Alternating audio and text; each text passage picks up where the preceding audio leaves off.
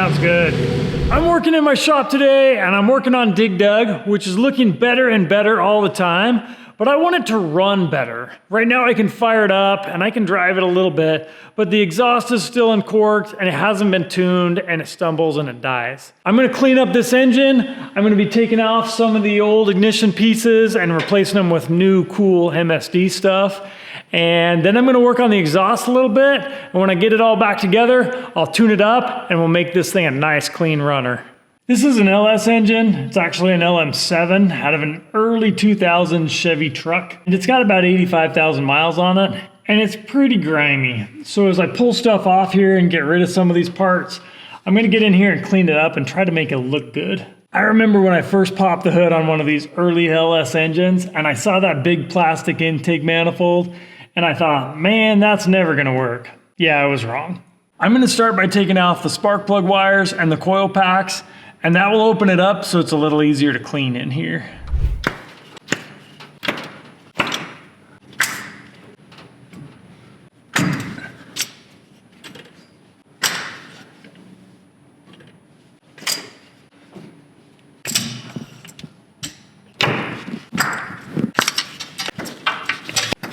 I'm sure these are the original coil packs in this engine. So I'm gonna replace these and I'll save these and use them for spares.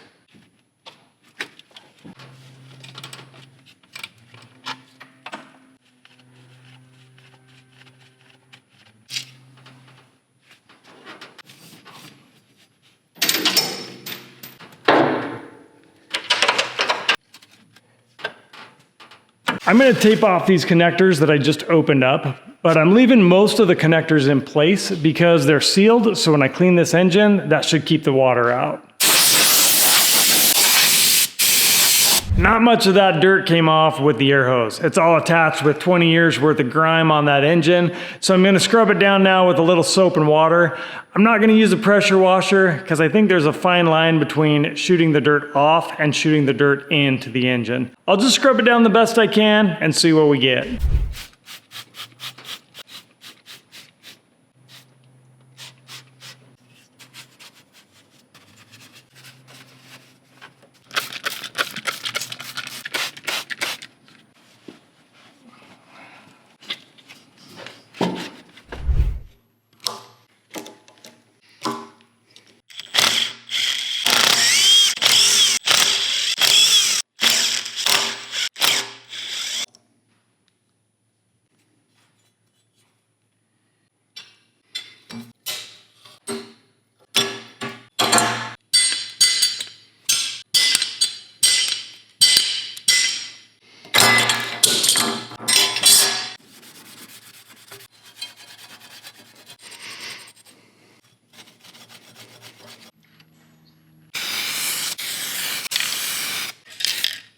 My plastic radiator fan got smashed when I was driving the other night, and the whole radiator core support was propped up by a 2x4 which fell out. So it's all shattered. So this is a good time to replace that. I'm gonna pull that out right now, and it's probably a good time to clean up this filter and this intake as well. I'm gonna show you a little trick I just learned. It's hard to get the water pulley to stay still while you're trying to remove the fan, so I put a C-clamp on it.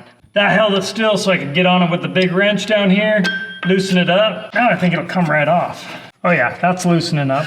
That made that a lot easier. Okay, that was the trick.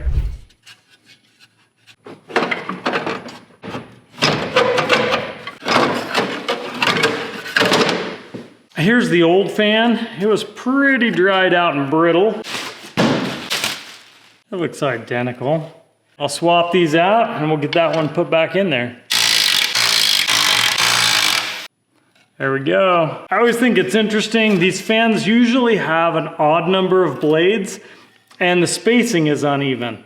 And that's so that the fan doesn't make noise at a certain frequency. Look at that.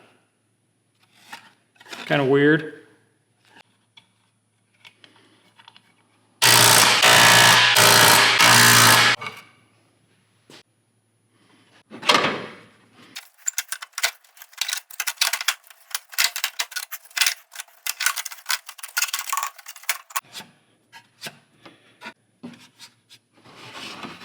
Next, I'm going to take out the air filter and probably this intake too. It's pretty dirty and could get cleaned up.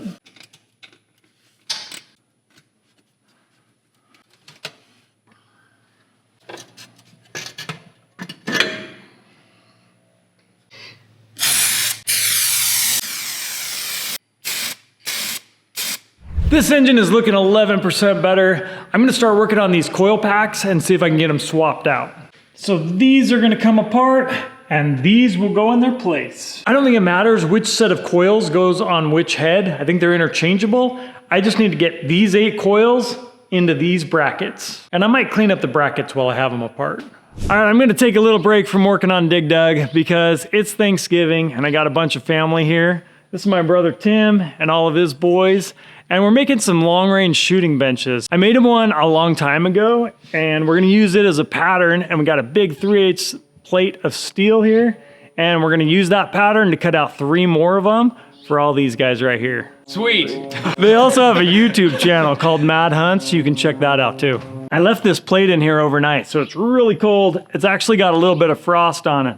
But we'll mark out where we're gonna cut this thing, pull out the plasma cutter, and start chopping it up. I've got the feet over there in a bucket of muriatic acid because we're trying to strip off that zinc coating.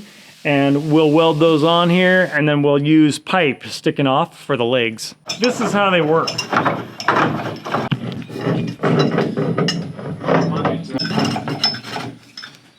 They like the really heavy 3/8 inch thick steel for the top because it's really heavy, and then the 3-leg design makes it super stable. This chunk of steel weighs about 500 pounds, so I'm glad he brought all of his boys. Lift and drag. Okay. Well, I don't know if it'll move. Awesome. Kid, you're good. You go. All right. I'm gonna put this log underneath you. Let me help. Let's dry this thing off and then we'll mark it up. There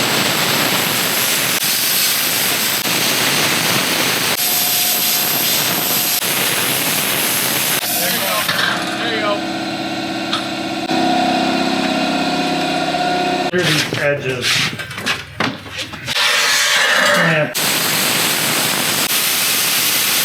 SpongeBob, and he's like, get the clean fish.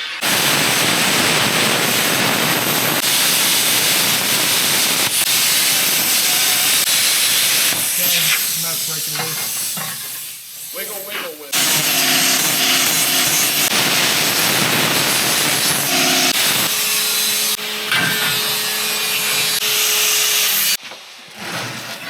Hooray! Oh, that one needs the end cut off. Yeah.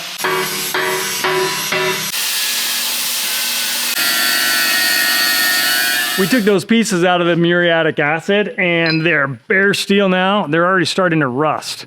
We're gonna go chop them to the right angle and weld them onto these plates, and then maybe they'll get some paint on them. Maybe they'll just let them rust.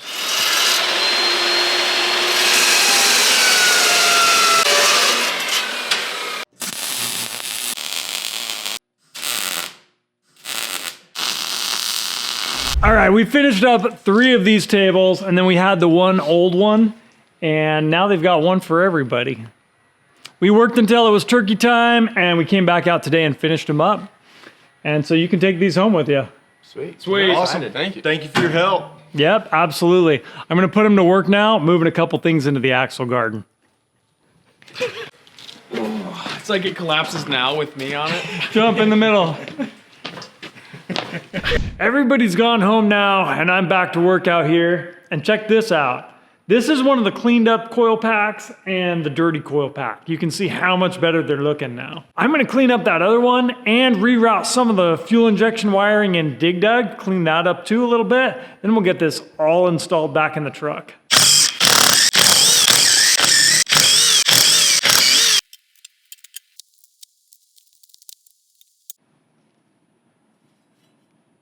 I'm gonna take a bunch of this wiring and I'm gonna tuck it up underneath the fuel rails so it'll come over the top and it'll be out of the way a little more.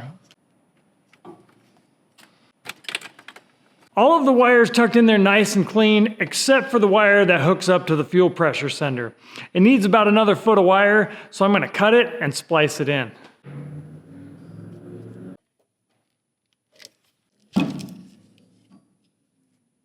I need to add about 1 foot of wire to this connector right here. There's 3 little wires there. And I've got 3 feet of wire here.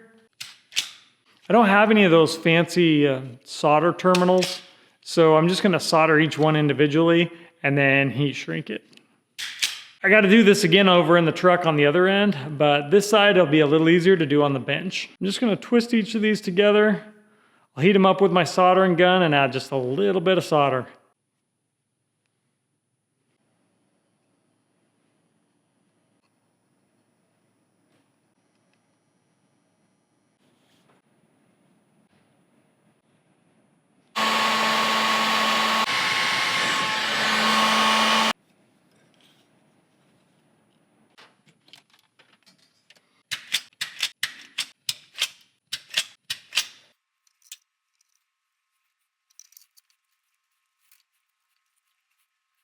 I soldered some lugs onto battery cable a few videos back, and there was a bunch of comments on how that method was never going to work. I'd like to test a bunch of different methods for connecting lugs to battery cables, so you might see that in a new video soon.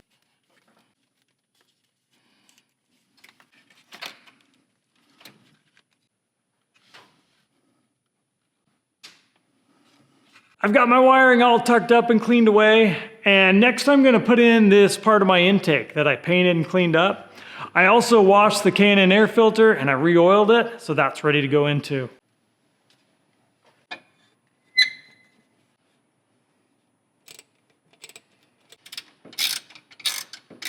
That's the air inlet temperature sensor, so I've got that plugged into my filter. Now I can snap this on.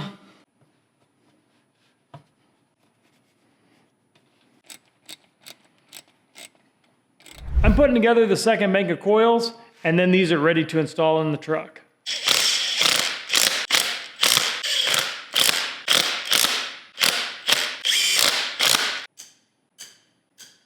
All right, that's ready to go in. They can go in on either side. The wiring, I guess, is the same. So they'll plug in on both sides and they'll work on both sides.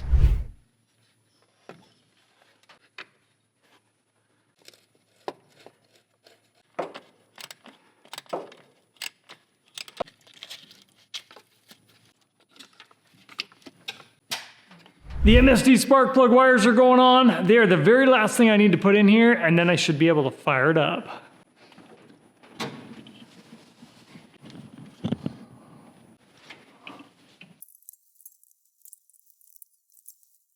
Everything's back together in here, and it is looking good.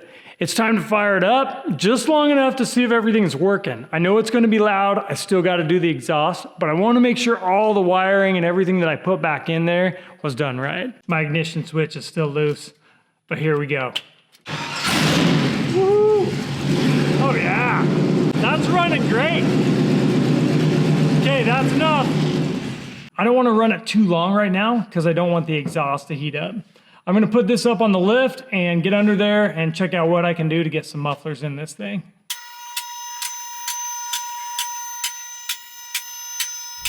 Have you noticed my new Brunt boots? These are the Brunt Martin soft toe boots. I started wearing these right before I was going up to Resurgence Automotive. Up there I was working on my feet for crazy long hours, non-stop. My feet were good the whole time. I wore these to SEMA and Dino's Get Down, where I was walking 10 miles a day, and my feet felt great. The boots are also super tough. I wear them in the shop when I'm working, I wear them when I'm welding, when I'm off-roading. They've handled everything I've thrown at them, and they still look great and feel great. I'm also wearing the Chevlin full zip hoodie. This thing has been awesome. I wear it all day long. It's super tough. It's not really made for welding, but I use it for that anyway. It's got these cool pockets, and there's a pocket inside the pocket, so you can stick a phone or half a peanut butter and jelly sandwich. You have to cut it up and down, not diagonal. If you're looking for Christmas shopping ideas, check out bruntworkwear.com, and you can use code TOMSHOP10 for $10 off your purchase. This is what I've got for my exhaust. Both these pipes are sticking back this way, and somewhere in here, I need to put some Flowmaster Delta Flow Series 50 mufflers, because that's what I have. I have 2 of them, and I don't want them too close to anything because I don't want them heating it up or rattling on anything. So I'm gonna go grab one of those mufflers out of the garden and then figure out where it's gonna go in here. This is the old exhaust over here. I had a 2 in, 2 out Series 10 up front that I was kind of using as my crossover. And then these 50 series in the back. So I don't think I can get the 10 series in there anymore. I'm just gonna try and fit these.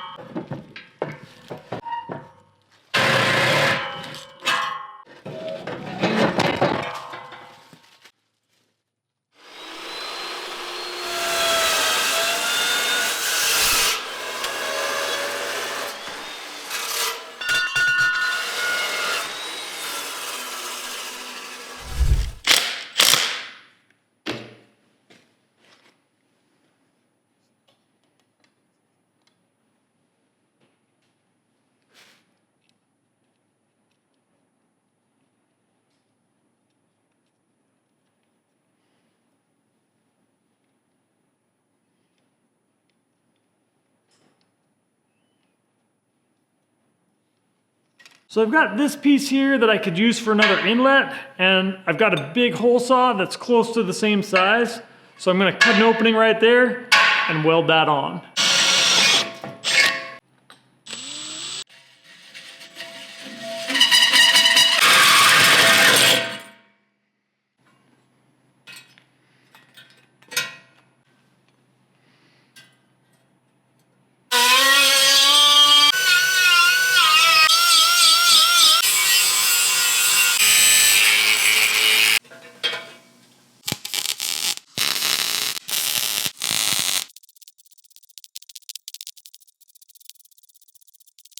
I've got the muffler modified now with 2 inlets and 1 outlet, and I'm gonna go pull the exhaust off both sides because I need to modify both of those pipes to interface with this. I'm gonna be welding in these V-band clamps.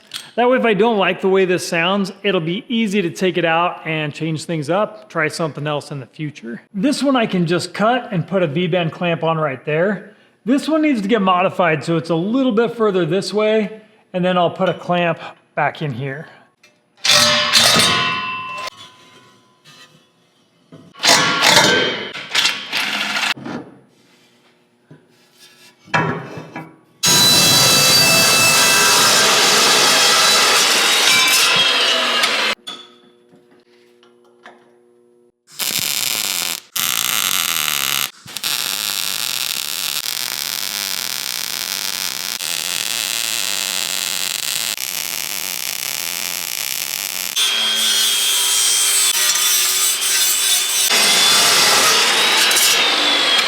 I'm gonna go test fit these back in the truck and then weld that V-band clamp onto this one if they're lining up good.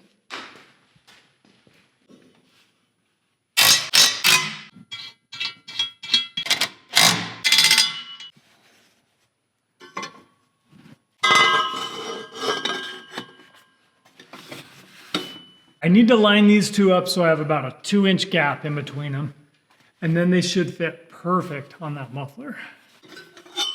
I need to cut this piece down a little bit so it'll slip on further.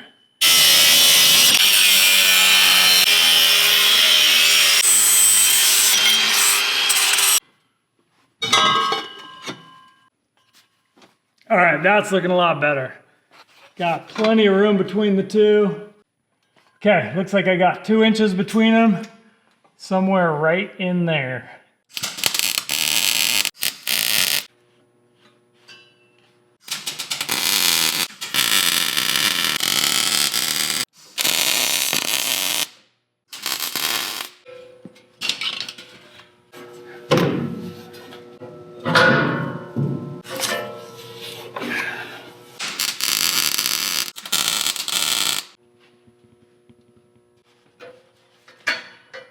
That looks like it'll go. It's pretty close. I should be able to weld those up and make them fit and get the V-bands on. The important part here is that the muffler's not hitting the frame, and the exhaust looks like it's aimed in a good spot that it'll miss all the control arms.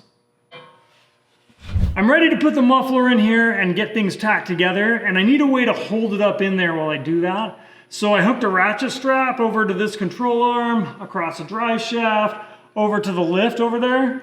And I'm gonna set it in here, just kind of nest it in there, and then I can ratchet it up if I need it higher or lower. We'll see if it works. Definitely gonna have to go higher. Oh boy, a lot higher. Oh, it's working. Oh yeah, wait, right there, stop there. Oh yeah, right there. That way, yeah.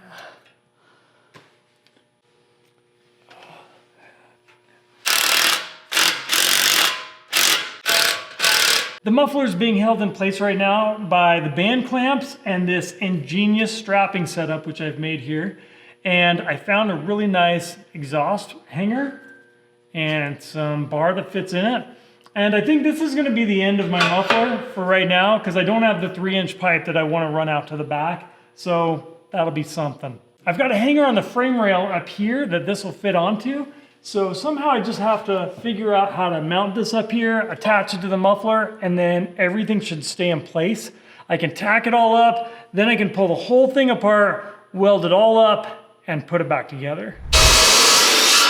My blade's getting dull, but I think it's got enough cuts to finish the job.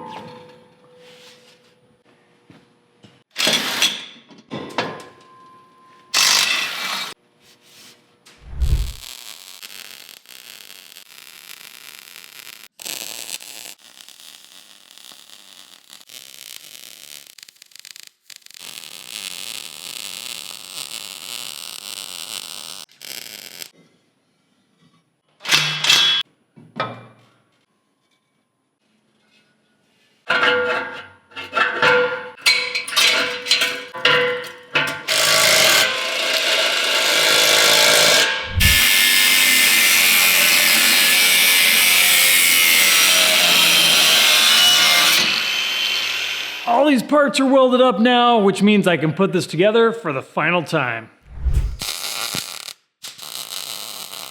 Everything is back together now. It's finally time to get this down off of the lift and see how it sounds.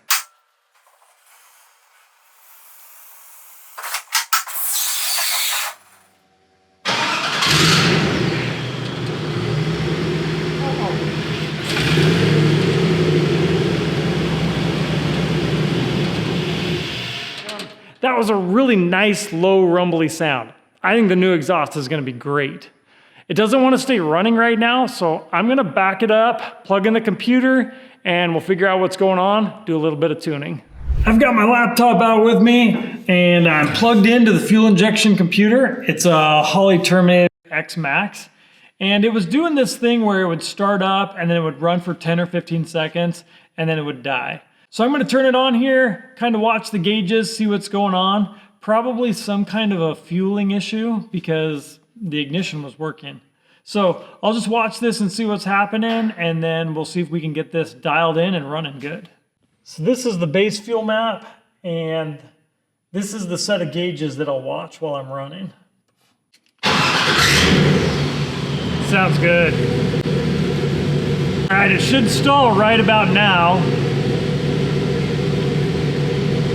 Maybe it's not gonna do it. It's because you're watching. It seems to be running great. It was running without the exhaust before, so it could have been pulling in air up to the oxygen sensor because there was no muffler on there to stop it. So maybe that was confusing it a little bit. Yeah, it feels good now.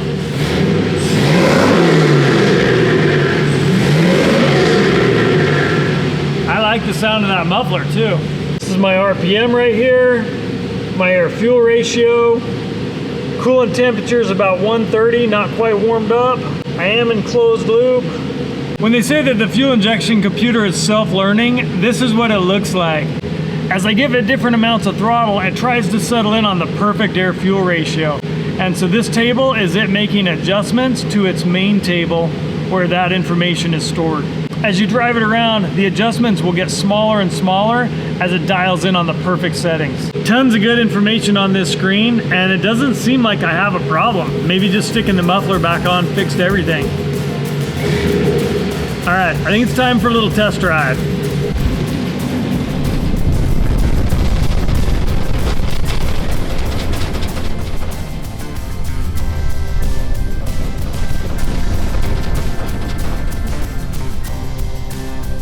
good news is the truck is running great. The bad news is there's so many shimmies and shakes that I can't drive it over about 10 miles an hour. I can't really call that death wobble because I wasn't at a speed where death was really an issue. I've got a lot of work to do on the 4-link suspension to get everything aligned and working right, but it's a runner. Thanks for watching. Bye. Now say it, Remy. Oh no. Oh, now he's shyness. Say bye. You gotta say it. I don't want to. Oh.